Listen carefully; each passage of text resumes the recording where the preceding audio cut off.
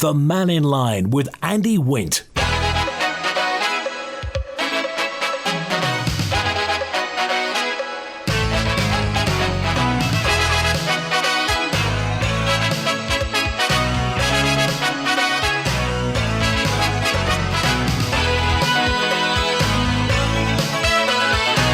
Pastor Mike, good afternoon. Welcome to Mannin Line on Manx Radio. It's an open line today, so call 66 13 68. Text 166 177. WhatsApp 166 177. But you'll need us in your contacts, and email studio@manxradio.com. It's your chance to have your say on things that matter to you. So if it matters to you, tell everybody else.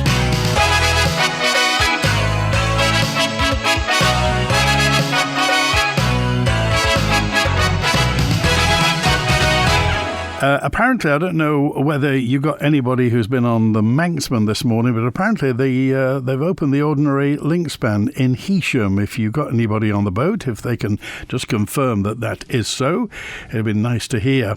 Seems we're losing a lot of cash. You heard that in the news. We're losing a lot of cash each year to non-Manx registered vehicles caught parking illegally. The owners are fined, but they don't always pay the fine. You may have heard in the news, the House of Keys, Douglas North MHK John Wallenberg asked the Infrastructure Minister Michelle Haywood on the issue, and it drew a detailed response, which we'll hear more about later. I just wonder whether, if we start fining UK people over here, does that mean if you get a parking fine and a speeding fine in the UK, have you ever been nicked for that? Have you ever had to pay a parking fine or a speeding fine across?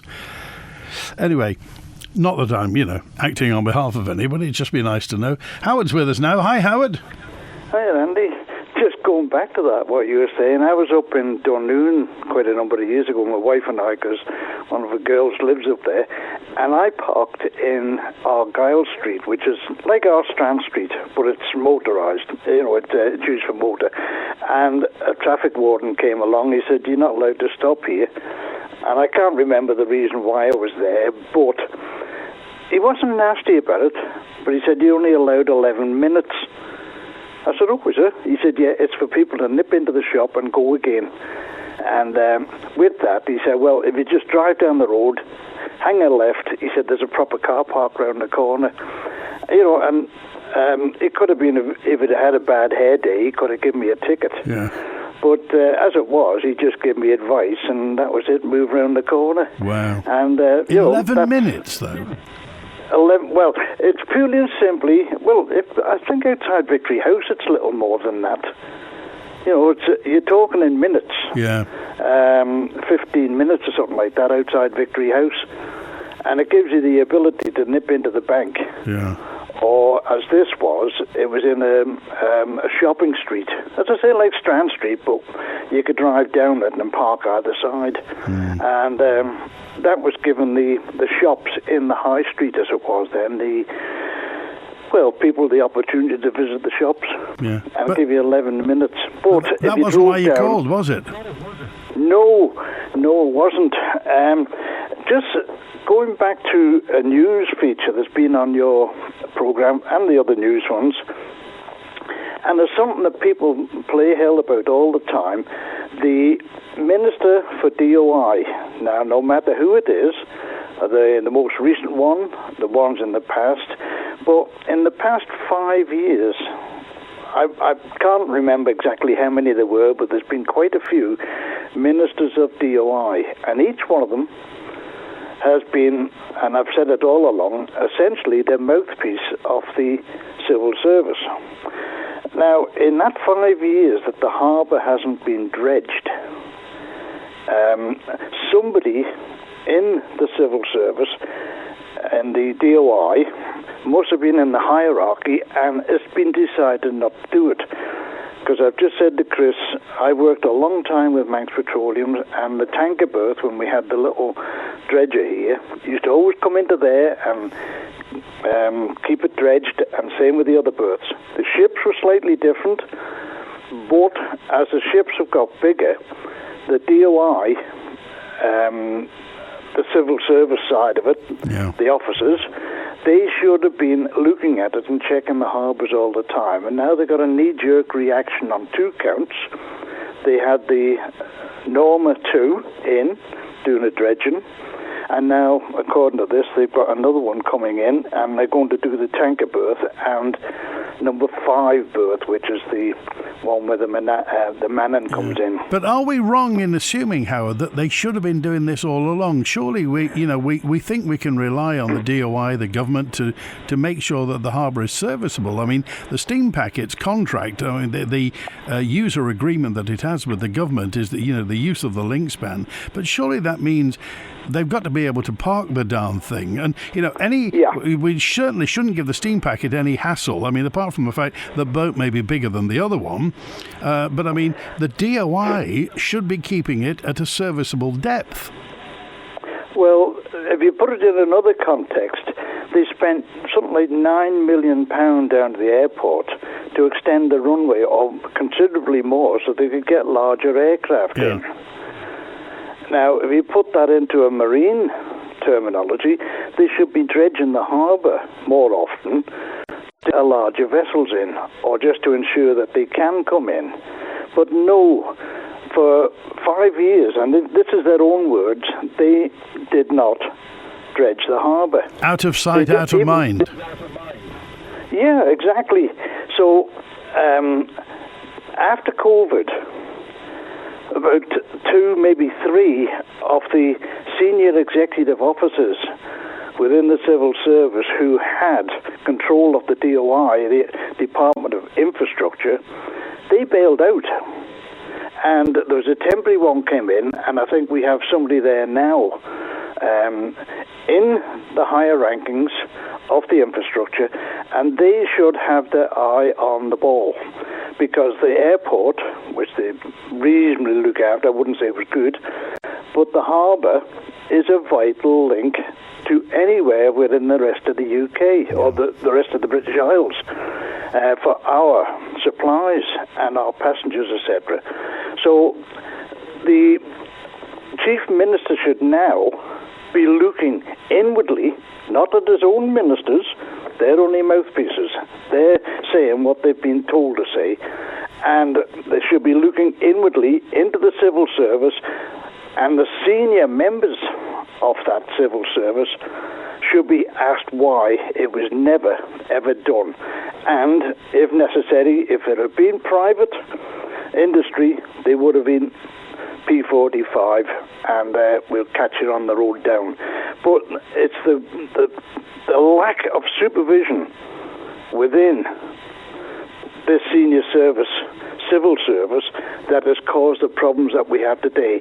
And unfortunately, and I'll say this, the ministers all through, Chris Thomas, Harmer and Baker and all them, they are the ones that are taking the flak and have done in the past. And I've been as guilty of it as anybody. But now, and it's in a way, Alf Cannon, he was head, I think, of the Civil Service Commission.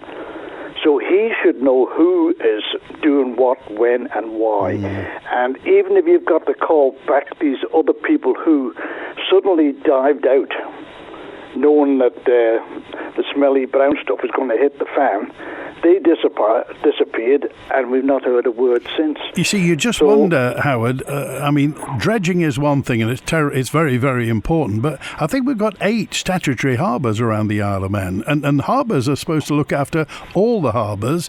Also, they're in charge of the territorial seabed.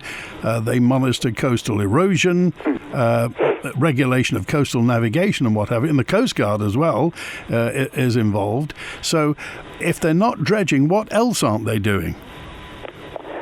Well, they're too busy running around trying to put 20 mile an, this is the latest thing, 20 mile an hour speed limits, speed bumps, and all sorts of idiotic ideas, instead of looking at the essentials of what we are, and one word it is, an island. And they have to look at that. The trouble is, there's too many people now come and joined the government. I'm not talking about the ministerial side, MHKs. I'm talking about the internal government, who have never lived on an island, and they don't have the basic knowledge of it, and they don't have the feelings of it and the necessity. And this is where the island is going wrong. The words is coming out of Tynwald are the wrong ones, and the ideas coming out of Tynwald are the wrong ones, and they want to get that act back together again. We had a lot of local people with the Harbour Board, and there were several mistakes made, but having said that, the harbours never had the problems they've got today, and that 5 years where they were never dredged would be considered neglect. Okay. All right, Howard, we appreciate your point. Thanks for calling today. Okay, take care. Bye now. Good to hear from you. Julian joins us now on Mannin Line. Hi, Julian. The nice weather continues. Beautiful. I know, it's lovely.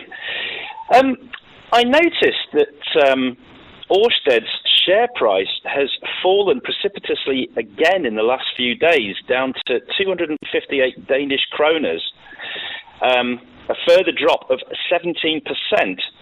And it's now below the initial share price high of July 2016. And I also noticed that Vestas Wind Systems, the largest wind turbine manufacturer in the world, has fallen 27% since last month, from 116 to 84 Danish kroner, which has unravelled 9 years of financial progress in just 4 weeks. You've not got any shares in Ørsted, have you, Julian? No. But this brings me to a news article that I haven't seen locally.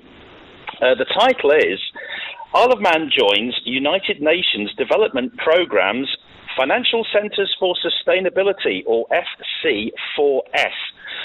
This is part of the Isle of Man government's Sustainable Finance Roadmap. This new financial venture is in collaboration with Ireland's International Sustainable Finance Centre of Excellence.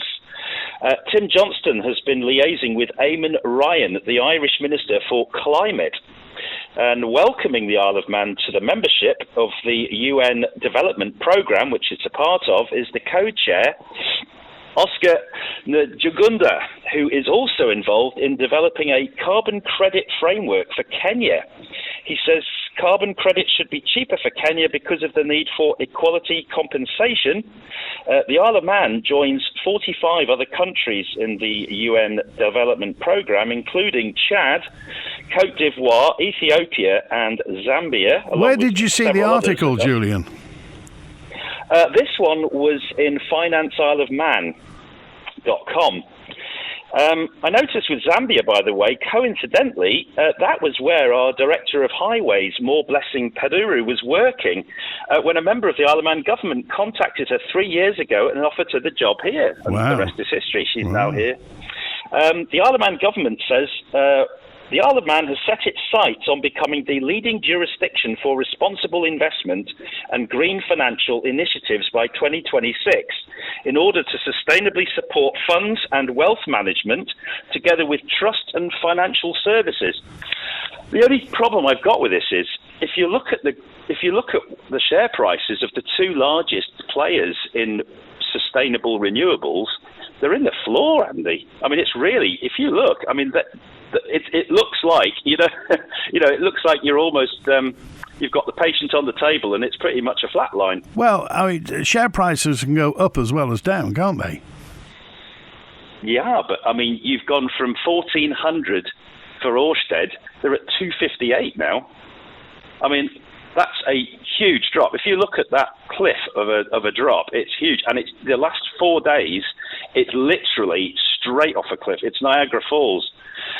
So I don't know. I'm just wondering, with all this links with United Nations and the sustainability and the sustainable development goals, I just wonder if we're really heading down the right route at the moment, because the usual indicators, the alarm bells ringing in all of these share prices. You've got BP's investors, Elliott Hedge Fund, pulled the plug a while ago now and saying we're not doing renewables anymore. There's a very good reason why lots of these billionaires pull out of these things quietly.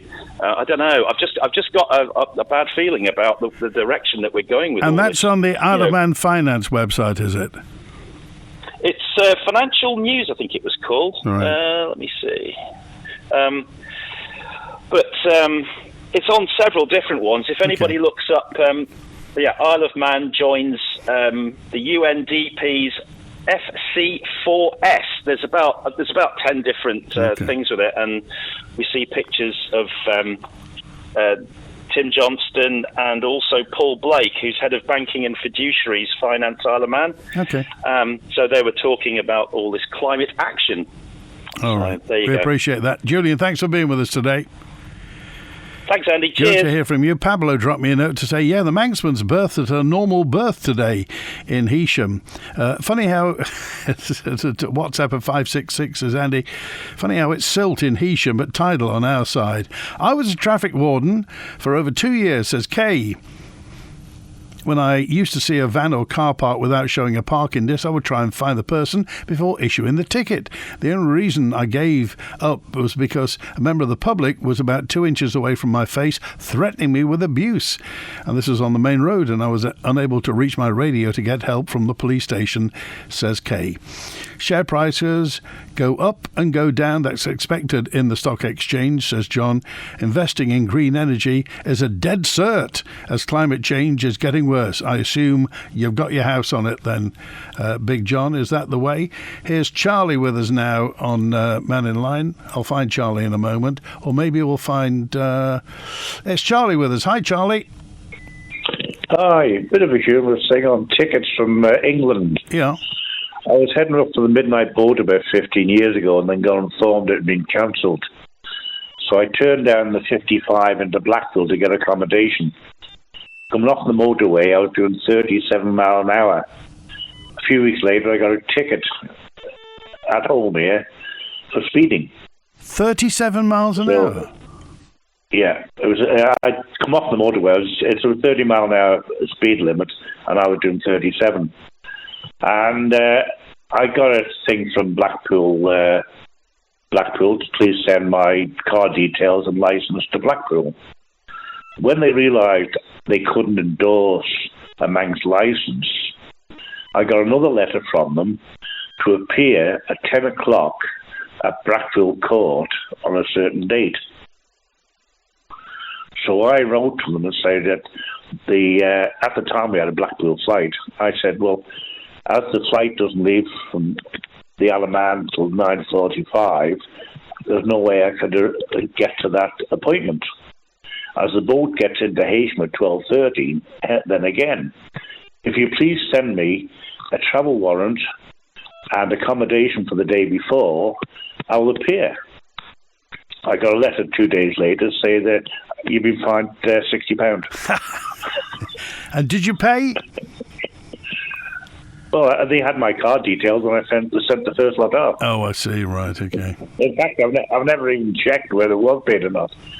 But when they realised they were going to have to pay out travel warrants and accommodation, they just said they're still being fined £60 for speeding. And I'm presuming, Charlie, you've never broken the speed limit since. Am I right? Hold on, I've got a cold. It's from my throat. Yeah. No, I'm pretty good on the speed limits, but no, that's the way Lancaster. They do send you the bills, but when you tell them that you can't make it for that date and ask for travel warrants, they just send you a thing back saying you've been fined £60. All right. Good to hear from you, Charlie. Thanks for calling today. All right. Gaz said only the Isle of Man could publicise just before TT week that UK registered vehicles can get away with not paying Manx parking tickets. That's Gaz. Here's Liam with us now. Hi, Liam. Hi, Andy. Okay? Good, yeah. You can hear me? Loud and clear. You're addressing the nation. Good. Just a quick one. I heard you mention before regarding the link span at Heysham. I came over on the boat this morning, and I'm glad to say, yes, they're back to using the normal link span in the normal berth, so there's no need to get on a coach anymore.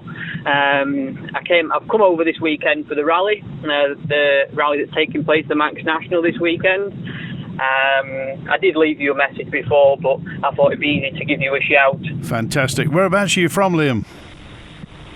Yeah, I'm from Lancashire, Carnforth. I'm competing with Max Bradshaw this weekend in a Evo 9. We're seeded at car 25. So if anybody out there is going to watch, Liam Whiteley and Max Bradshaw, give us a wave out on the hedges. Have you got high hopes? Oh, well, we're hoping to get a finish. We haven't had much luck recently. We were 5th overall back in 2022, and the gearbox went on us. We were 12th overall in 23, and the engine went on us. So we're hoping third time lucky, and the fairies are on our side. Good. Well, all right. You stay safe. Have a good time, Liam. Thanks for being with us. Yeah. No worries. Thank you. All the best. Yes, the Manxman is back on the Manx link span. A note in from Dennis in County Down, who tells me I was watching it on the bow cam.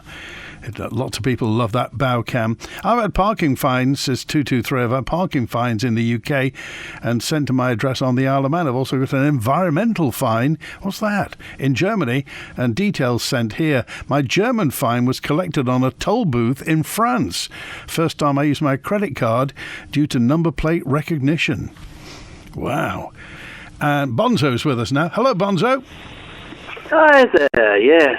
I could spend all day explaining why Julian is completely wrong. It's very misleading of him to point to the stock market falls. Paraphrase it then, Bonzo. Right, well, most of that is because of Trump.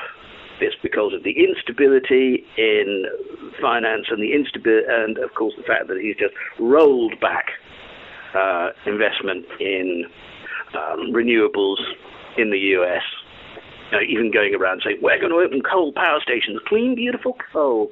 Yeah, all that kind of nonsense.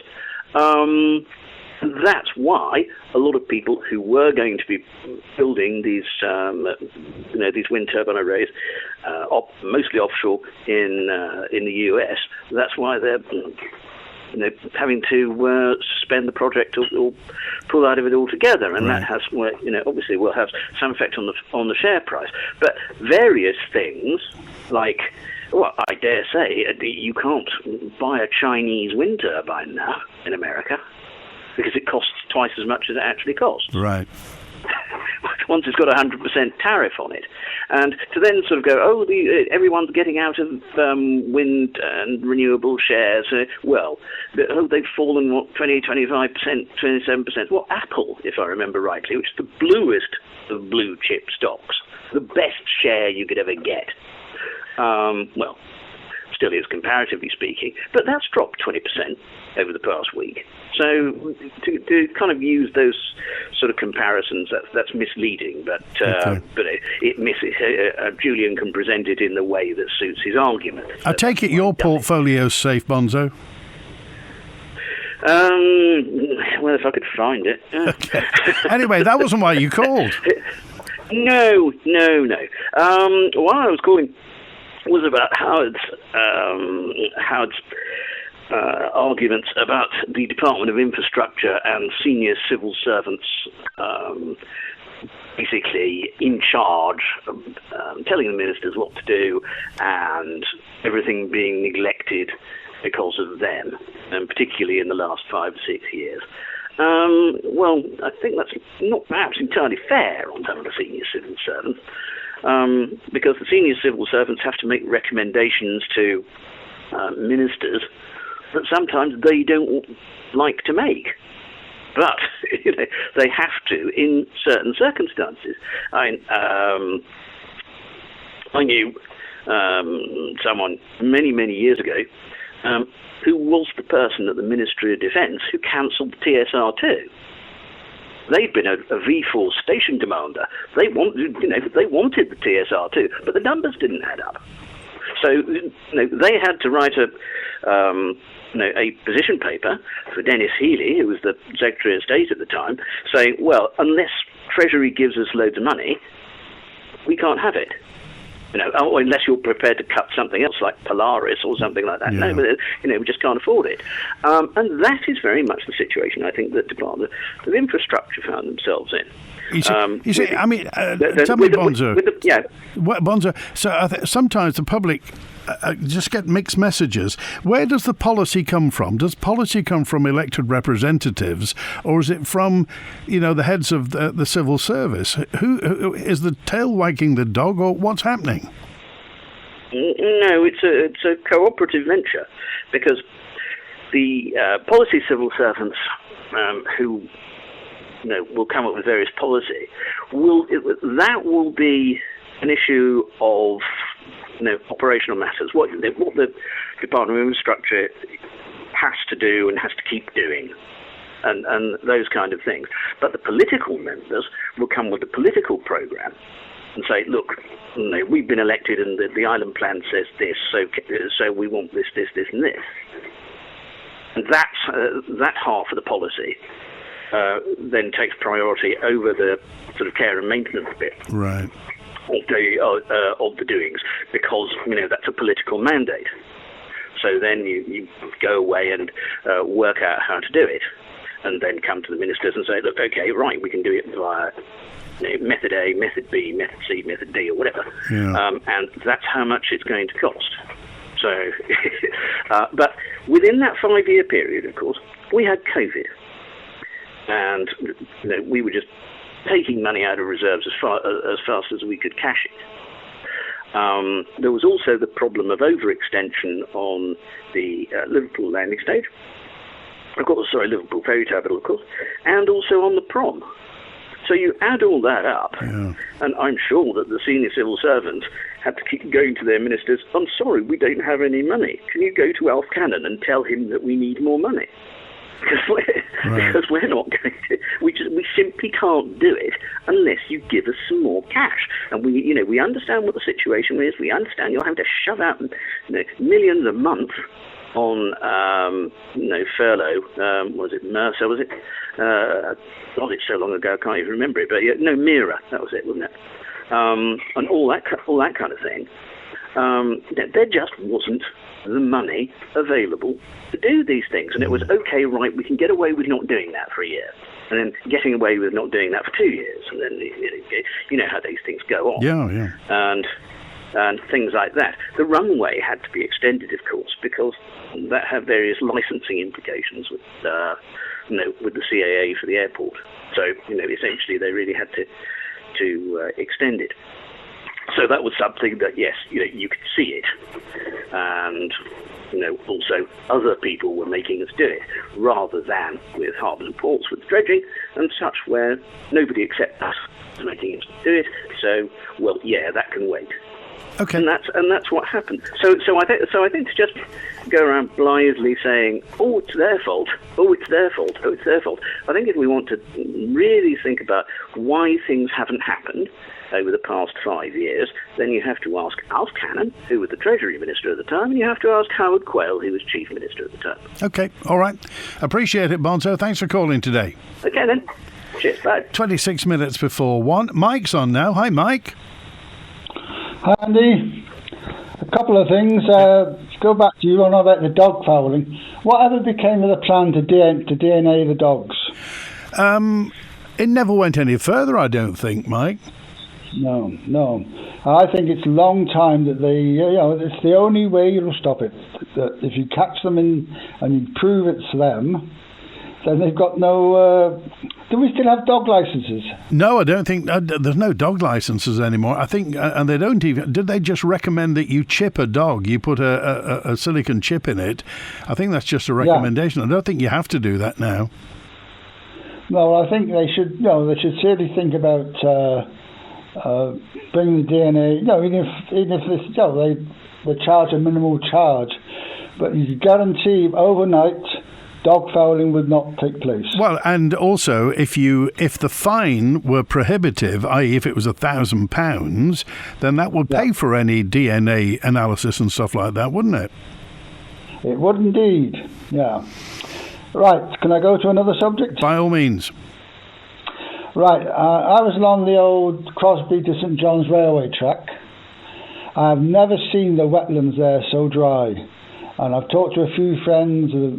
The river streams are right down, so of course it's Summer's coming, hosepipe ban's coming.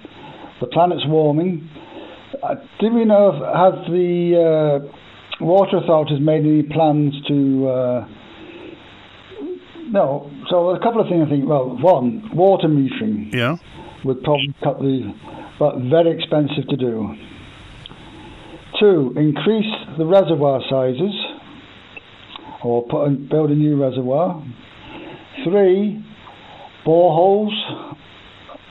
That's been explored. And the fourth one is desalination. I think they need to... things aren't going to get any better, are they? Well, I mean, I can't remember the last time we were really short of water. I mean, they have a sort of provisory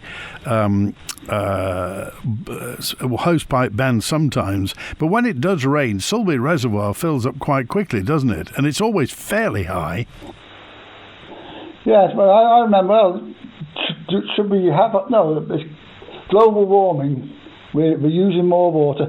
They want to increase the island's population, aren't they? Well, that's a point. Obviously, if we're trying to get more people here, that will be certainly more toilet flushers and showers and dishwashers and car washers and things like that.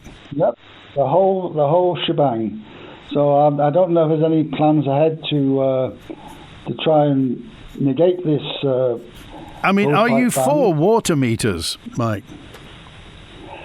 I am and I'm not. I mean, they're very expensive to install. Yeah. So you have to weigh up the cost of installing a water meter.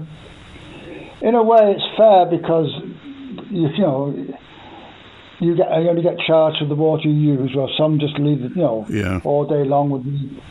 So it's a fairer situation. Yeah. But the logistics of installing them and the cost, I would imagine, is fairly prohibitive. It will be as well. And you're not saying that because you've just got your water rates bill, have you? No. I accept that as part of it. They've just posted the water bills out lately. All right, Mike. Good to hear from you. Thanks for calling today. Okay, thank you. 22 minutes before 1 on Mannin Line.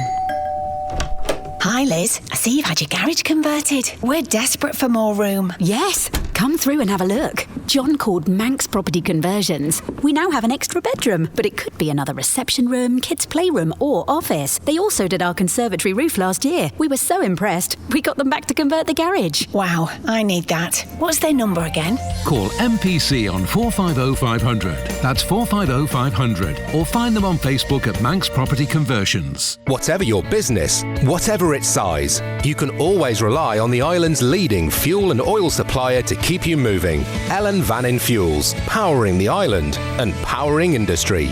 Call us on 844 000. Bright headlights on the road can hold you back. Holmes & Davidson Opticians present an advanced solution. Our cutting-edge road lens coating. Significantly reducing glare, clarity is enhanced, driving confidence elevated. Experience safer and more confident vision. Trust Holmes & Davidson Opticians to keep you safer on the roads. Book your consultation today at holmesanddavidsonopticians.co.uk or call 676 230. At NFU Mutual in Douglas, we have real conversations with our customers, and we know they prefer car insurance they can rely on.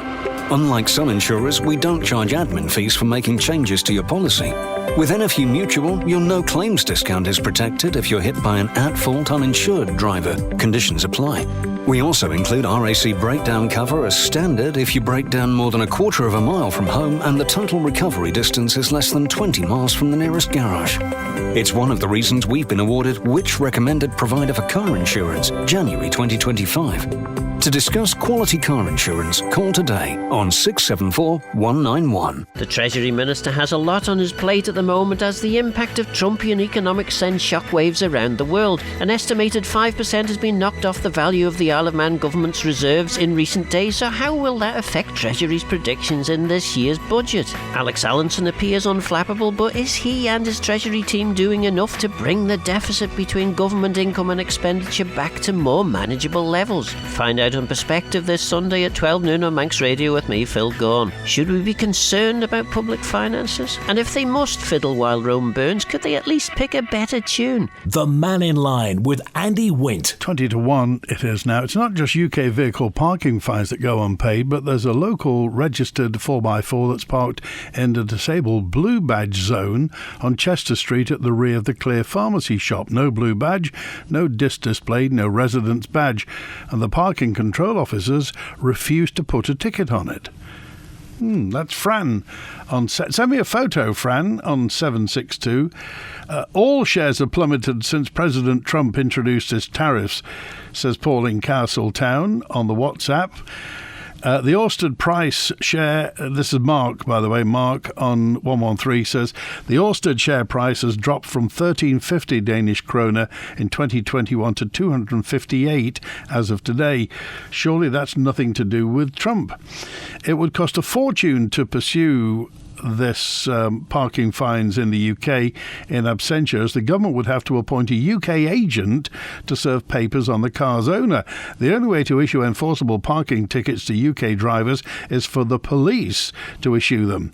Unless the tickets issued by the police in the UK, the fines issued to Manx-based drivers won't be pursued either. It'll be financial madness to pursue a parking fine through the small claims court. That's 923. Well, are we losing money to non-Manx registered vehicles caught parking illegally here? In a question in the House of Keys from Douglas North MHK, Mr. Wallenberg, to Infrastructure Minister Michelle Haywood, we got this response. And, you'll hear from the House of Keys and then hear Michelle Haywood herself. In terms of parking tickets issued to non-Manx registered vehicles, during the period 1st of April 2022 to the 31st of March 2023, there were a total of 735 parking tickets issued. Within that total, 372 tickets with a value of £23,430 were paid, and 363 tickets with a value of £20,850 remain outstanding. During the period 1st of April 2023 to the 31st of March 2024, there were a total of 916 parking tickets issued to non-Manx registered vehicles.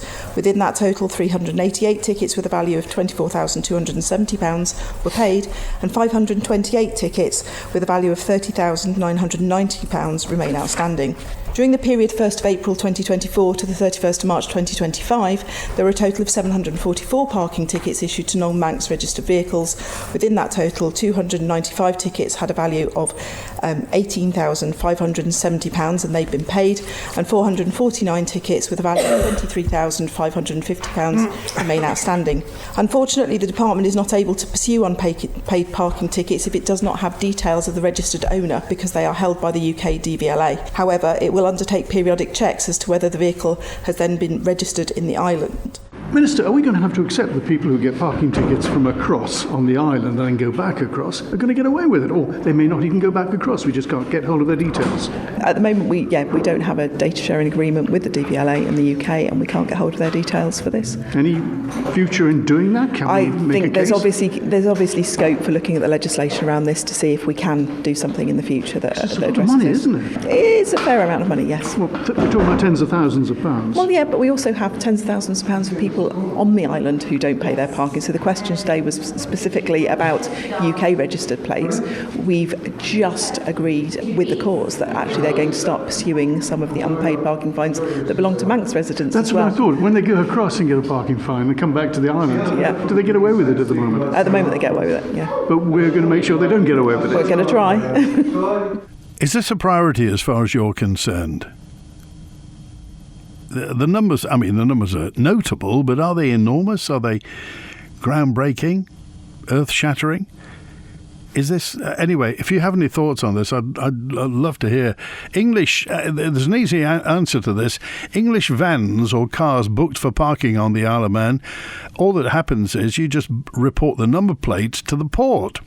And that way, the only way to leave home is if the fine is paid. And if they don't pay the fine, you seize the vehicle until the fine is paid. That's simple. Well, you heard earlier on that message from somebody who got a fine in Germany, an environmental penalty in Germany, and it was paid when he used his credit card at a toll booth in France because they'd shared the number plate across Europe. So with technology, you can do that. So surely if we have people who are transgressing, we just use technology, put their number plate into the system, and they can't leave until they've paid it. Or is that a bit too simple? Oh, while we're on parking, and there's much talk also on Mannin Line about people parking badly in residential areas, the Fire Service has issued a fresh warning to motorists saying poor parking and careless driving could delay crews responding to emergencies. Follows a rise in incidents where fire engines have struggled to access streets and several near misses involving drivers using the Douglas Station forecourt to turn around. Why would you do that? It says you can't. The service says every second counts when lives are at risk and is calling on you to think before you park. From the fire prevention team, Richard Little. Fire can spread incredibly quickly, but also the medical response that ourselves and the ambulance crews can administer, and it can make a difference between life and death. So do ask to park considerately, even if it might involve you having to walk a few extra 100 metres to get home. It's worth it in the long run. Fire in a normal bedroom can go from a spark to fully engulfing the entire room in about 3 minutes. So with that in mind, that can make a really significant difference. The same with medical response. Someone needs CPR for the sake of a couple of minutes. It can mean a significant difference. Do you find it frustrating, disappointing that this is something that you still have to talk about and you still have to ask people? I understand that people might think, it's not an issue. If the fire engine comes out, I'll just get out of the way. But it's not just that. It's people are working in that area, and it only takes it to happen once. Someone gets hit, and it's going to cause some significant damage getting hit by a car, as I'm sure you can imagine. And it has nearly happened a couple of times. Well, cars are bigger than they used to be. You only have to try and park in an old-style car park to realise that cars are wider than they used to be. And so on residential streets, cars double parked or parking either side of the road will narrow the road for, not only emergency services, but buses as well.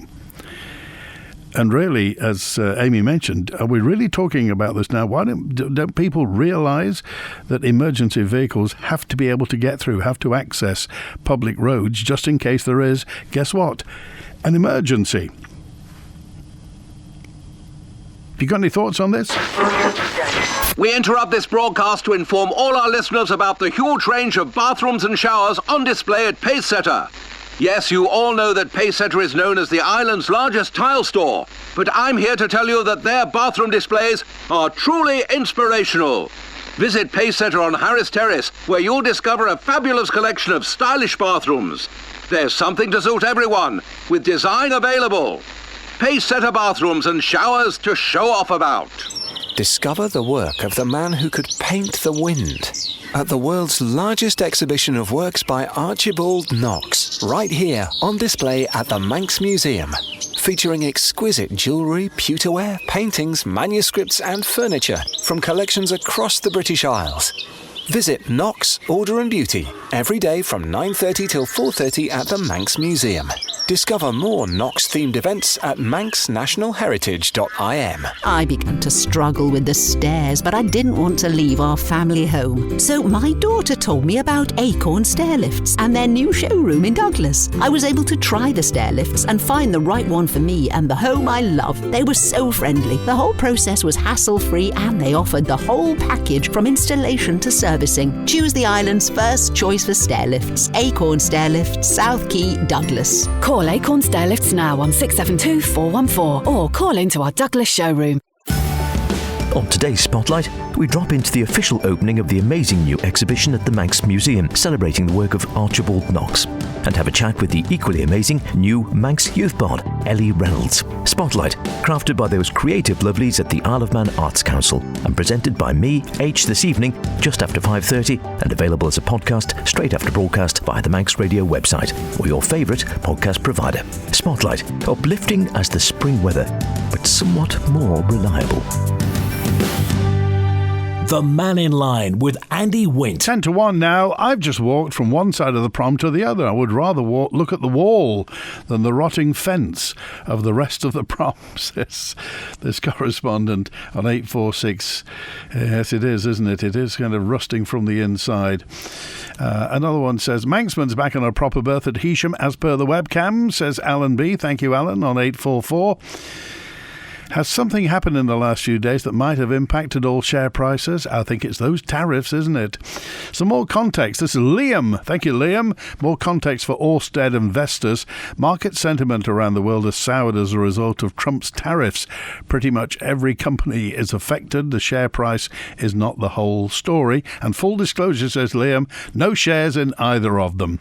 Thank you, Liam. Excellent points made by Julian today, says Ian, regarding climate change. We're being railroaded along the road, and as usual, the people who claim to know best are a minority, forcing the rest of us to go down a road we don't want to go. That's the words of Ian on 817. And regarding speeding tickets, I can beat Charlie. 10 years ago, I was taken by a speed camera in Preston at 1 a.m. doing 31 miles per hour. I had to pay the fine or appear in court, and there was a 25% surcharge to victim support, says David. Thanks also to Julian again, who sent me in that Ørsted's price has dropped precipitously since 2020, down 81% since its high, including during the pro-win Biden administration. And a note just to say, it is the Trump effect. He's calling climate change a great big scam, just a money laundering scam, and bringing common sense back to the world. Well, they're the words of Desmond. The microchip in dogs was introduced to replace dog licenses. We don't need dog licenses, but you must get your dog microchipped, says 238. The draft on the Ben was 5 metres. The draft on the Manxman's 5.2 metres, so just 200 millimetres more. The problem with grounding in the harbours is not because the boat is much bigger, it's when the drafts are the same. That's 134. Ingerbrecht Reservoir was 80% last week. Look at it now, says Peter. Can't see it from here. So Michelle Haywood is spending time trying to help out the DVLA so the UK authorities can charge Manx people for Manx registered vehicles with parking fines in the UK, but she's not ensuring that people coming here in UK registered vehicles pay their fines. Could you tell me who is Michelle Haywood working for? 572. Every year we have a month without rain. The authorities seem to panic, and as soon as they panic, it starts raining. As soon as they have a hosepipe ban, and then it won't stop raining. It's pretty unlikely we'll ever run short of water here, and we definitely don't want water meters. That's 068. Over and inappropriate development of land is one of the major causes of the water shortage, says Victoria. Regarding the parking tickets, it is Andy, what's the Minister, Michelle Haywood, doing issuing parking tickets to local motorbikes? They never seem to have tickets attached. She needs to sort that out first before talking on overseas and UK tickets on vehicles, says Andy. That's a point. Have you ever seen, or if you ride a motorbike, have you ever had a ticket? Where do they put it? Non-Manx registered vehicles parked illegally could be wheel clamped, which could be removed on payment of fine, says David. I thought, now correct me if I'm wrong, is it a Manx myth that wheel clamps on public roads are illegal here? Correct me. I've always heard this, and people who've either threatened on private land to wheel clamp somebody, it's never really happened. A note in that just says, pre-COVID, wasn't Rob Callister looking at a more significant collecting student debts from those who don't return from the UK, says Gaz. Thank you. I heard there was something about, wasn't there? Anyway, such enthusiasm to collect fines. Where's Michelle Haywood's enthusiasm for things that benefit Manx people? I'm sure she'd got a list of things that are important to Manx people she's working hard on. Parking, the same applies from the UK to the Isle of Man. Get a ticket in the UK. It's free unless you want to pay, of course. Trust me, I speak from experience, says Dave. But what happens if you go back?